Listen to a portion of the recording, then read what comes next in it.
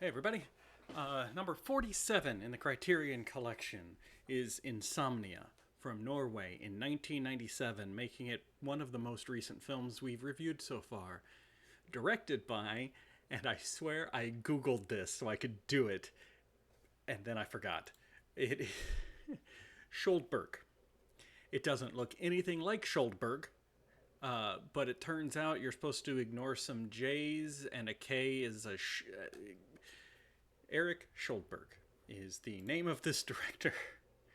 Um, the movie. Let's do the plot. Sorry, again, I have so many different things I want to discuss, and my brain just like with the options. Uh, the plot of this is a Swiss detective is called to northern Norway to solve the murder of a young woman. He's in an area of Norway where the sun never sets in the summer and never rises in the winter. This is set in the summer. So part of the title and part of the idea is he's unable to sleep because the sun is always up, and the hotel that he's in, he can't seem to block out the light no matter what he tries when he's trying to sleep. The other part of this is during the course of investigating and hunting down the murderer, he makes. I'm going to try not to spoil too much, so I'm going to be a little vague. He makes a terrible mistake. And the detective, played by Skellen Skarsgård, um, needs to start covering up that mistake. He doesn't want to admit to it. He needs to cover up that mistake and continue the investigation. The issue is the killer saw him make the mistake. So then there's this element of like colluding with the murderer to cover up his mistake, and in return that would let the murderer get away with it, or will he?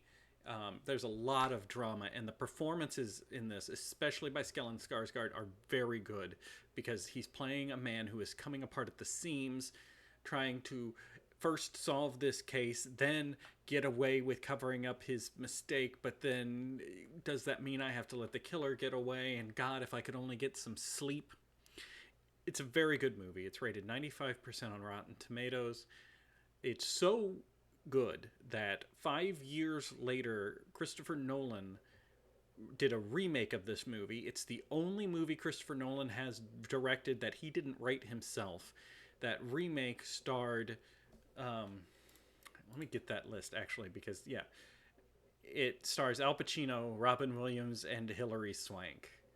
I haven't seen the remake, but that's a pretty good cast, and Nolan's a good director, so I'm sure it's a good time. This movie is excellent. There is one oddity about it, though.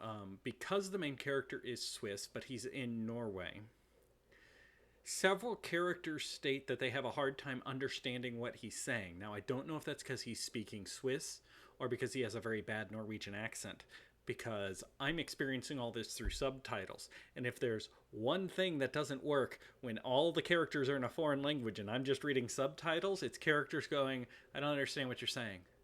What was that? I didn't understand that. Well, I understood it. I read it right there.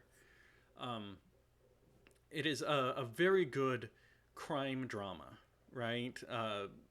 It's not so much Law and Order police procedural, and it's more about this one man. Although it is interesting to see, because I'm an American and I'm desensitized by media such as Law and Order and everything, there is a line later in the movie where one of the native Norwegian detectives tells our visiting detective, you know, you've encountered 2 dead bodies over the week that you've been here. Your job must be really tough. I can't imagine living like that. And I'm like, the cops on Law and Order see a dead body every week, continually. Like, maybe I have an unreal. I don't know which one of us is unreal, right? Maybe there's just more murders in America, or maybe the portrayals I see on TV aren't an accurate representation, or maybe Norway's just a lot more peaceful. I don't know. I do recommend the movie. I don't have much else to say about it, though.